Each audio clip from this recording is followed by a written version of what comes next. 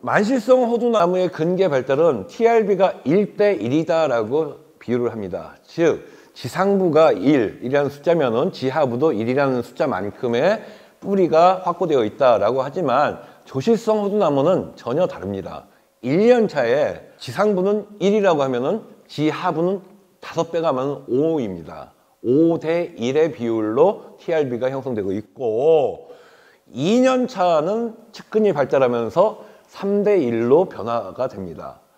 그리고 평생 동안 이 나무는 정확하게 문헌상에 TRB가 1:1.9 거의 2배나 뿌리가 많은 것이죠.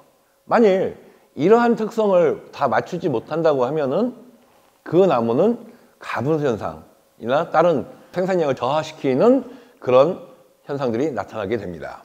여기서 보시면은 호두나무는 흡수작용을 하게 되는데요. 호두나무 수채의 농도가 높아야 삼투압에 의해서 수분이 흡수되겠죠. 그런데 거꾸로 지나치게 거름이 많다, 염도가 높다 라고 할 때는 어떻게 될까요? 그때는 거꾸로 호두나무가 흡수를 하지 못하고 역삼투압이 일어나서 호두나무 수채에 있는 수분이 빠져나가게 됩니다. 그래서 토양 내에 유기질 퇴비의 양은 어느 적정선, 약 8%선 정도의 적정선으로 있어야 한다라고 문헌상에는 되어 있습니다. 호두나무의 뿌리는 지지하는 작용, 흡수하는 작용, 그리고 저장하는 작용이 있습니다.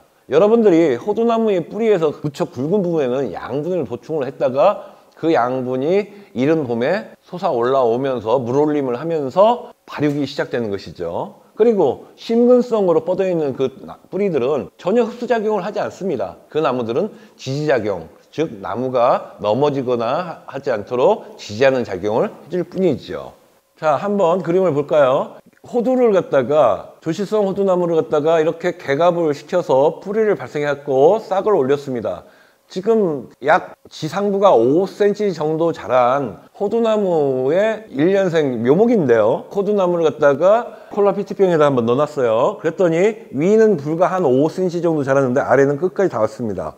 확대해서 볼까요? 밑에까지 다 도달했죠. 그리고 옆에 측근들도 대단히 많이 발달을 했죠. 이게 조실성 호두나무의 특성입니다. 그러나 예를 들어서 만실성 호두나무 혹은 흑호두나무는 이렇게 TRB가 1:1로 비유되는 것이 정상적이고 조실성 호두나무는 TRB가 거꾸로 이런 식으로 1년 차는 5:1, 2년 차는 3:1, 그리고 평생 1:1.9 거의 2배로 살게 된다라는 것을 이해하고 계시면 됩니다. 그리고 여러분들 호두나무의 뿌리는요 온도에 대단히 민감합니다. 그래서 섭씨 영상 6도 이하로 떨어진다 하면은 호두나무의 뿌리는 흡수작용이나 어떠한 작용도 하지 않아요. 멈춰버립니다. 그리고 영상 13도 이상으로 올라서기 시작하면은 이제 발달을 하기 시작합니다. 그리고 만일 영상 35도 이상으로 되게 되면 어떻게 될까요? 성장이 멈추죠. 그러니까 여러분들은 호두밭에 약간의 생초 재배를 할 이유가 바로 여기에 있는 겁니다. 여러분들이 호두밭을 굉장히 깨끗하게 제초 작업을 하시려고 노력을 하시는데 그것이 결코 좋은 영농 방법이 아니라는 뜻입니다. 여러분들이 아시다시피 아스팔트가 운동장보다 뜨겁고 운동장이 잔디밭보다 뜨겁습니다. 즉 이 이야기는 호두밭에 뿌리는 온도와 습도의 변화가 거의 없이 항상 안정적으로 자라는 것을 좋아한다는 뜻인데 여러분이 풀을 제거하면 어떻게 될까요? 온도가 상승되죠.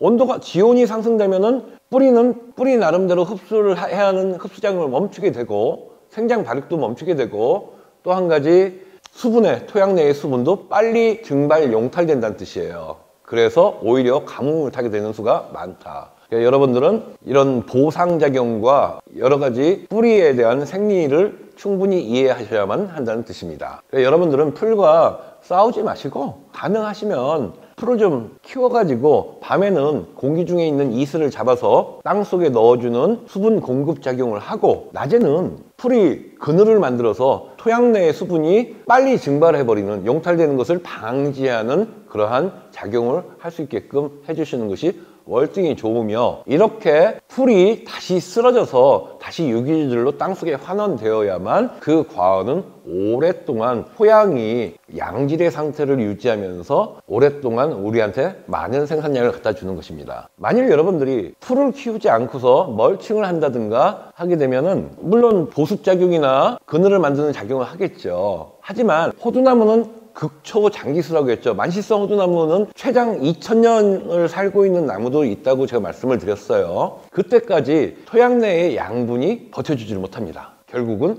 어느 순간에 절비 현상이 나타나서 여러분이 계속해서 유기질을 인력에 의해서 넣어줘야 하는 그런 상황이 벌어지게 되는 거죠. 그런 것을 대비하기 위해서 평소에 물론 묘목을 심고 1년차만큼은 뭐 멀칭을 해주고 하시는 것도 좋습니다만, 그 이후에는 조금씩 뭐 생초라든가 간자기를 한다든가 해서 토양을 갖다가 조금 더 유기질이 튀어질 수 있는 그러한 농법을 선택하셔야 옳다고 저는 생각합니다. 여러분들 방금 얘기했듯이 조시성 호두나무는 지하 20에서 60에 근분율이 80%가 다 있다고 했고요. 여기는 만시성은 80cm까지라고 했죠. 미국 자료를 보면은 지면으로부터 지하 1m까지 90%가 다 있다예요. 그래서 뭐 영어권 자료나 한자권 자료가 크게 차이는 없습니다. 하나, 이것도 우리가 조금만 더 고민할 문제가 있습니다. 어떤 문제냐 하면 미국의 캘리포니아도 그리 아주 비옥한 땅들이 아닙니다. 약간 모래 사질이 바로 조금만 LA 조금 벗어나면 바로 사막과 같은 지역이죠. 그리고 중국의 땅들도 굉장히 거칠은 땅들입니다. 어느 지역에서는 벼농사가 되지 않는 지역들이 상당히 많다는 거죠. 그런 지역의 자료이기 때문에 상당히 이 수치도 우리나라하고는 잘 맞지 않습니다. 우리나라의 호두나무는 조금 더 뿌리가 얕이 간다라고 생각을 해주시고, 여러분들이 이것을 깊이 들어갈 수 있게끔 토양을, 물리적 성향을 바꿔주는 것이 굉장히 중요하다는 뜻이에요. 그래서 저희는 최소 1m 이상 뒤집기를 해줘라. 가능하면 전체 과원을 다 하지 못하면 줄파기라도 뒤집어줘라. 그렇지 못하면 구덩이 파기라도 해줘라. 구덩이 파기를 할 때는 1m, 깊이 1m 이상을 해줘라 할 뜻이에요. 뭐 이런 식으로 토양 관리를 해준 다음에, 그 다음에 저희는 단순히 바로 뒤집기를 해줬다고 해가지고 바로 호두나무를 심지 않습니다. 내년에 저희도 호두나무를 심기 위해서, 내년 가을에 심기 위해서 지금 현재 토양 관리를 하고 있고, 내년 봄엔 거기에다 수단그라스나 아니면은 다른 여러 가지 풀씨를 뿌릴 거예요. 그럼으로써 토양의 유실을 방지하고 유기질 양을 증가시키는 거죠. 그 다음에 다시 갈아엎어 줄 겁니다. 그렇게 갈아엎어 준 다음에 이후에나 지주대 설치하고 지면 표시, 식재할 이제 표시를 해야겠죠. 그리고 굴착하고 설치하고 와이어 고정하고, 그런 이후에 관수 시설하고 식재한다는 뜻이죠.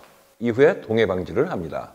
동해 방지가 얘기가 나왔으니까 잠깐 풀어주고 갈게요. 백도제 혹은 도백제라고 하죠. 하얀 성분의 수성 페인트, 외부용 수성 페인트를 바르는 것입니다. 이것은 사실은 수성 페인트가 아니어도 다른 걸로 할 수도 있어요. 여러분들이 이제 생석회 있죠. 생석회로도 할 수 있습니다. 생석회에다가 소금을 좀 타시고 뭐 유황 가루 같은 것을 섞어서 발라주셔도 효과는 그대로 있어요. 그래 여러분들이 나무에 바르는 것이 어떤 데는 하얀색인 데가 있고 어떤 데는 회색인 데가 있습니다. 그게 바로 회색으로 바른 것은 생석회를 발랐구나 라고 생각하시면 되고, 하얀색으로 발라진 데는 수성 페인트, 외장용 수성 페인트를 활용했구나 라고 생각하시면 됩니다. 그 다음에 기름 도포라고 있죠. 기름 도포는 뭐냐면 여러분들 식용유 같은 겁니다. 식용유를 갖다가 수성 페인트가 마른 다음에 그 위에다 한 번 더 발라주시면 더욱더 효과가 있습니다. 한겨울에 여러분들이 바람이 세게 불고 추울 때 비가 내리지 않지만 우비를 입게 되면은 따뜻하지요. 공기를 차단해주기 때문에 그렇습니다. 바로 이렇게 기름을 도포해주면은 오히려 굉장히 좋은 효과가 나타납니다. 기름 도포라고 했는데 이때는 기계유가 아닌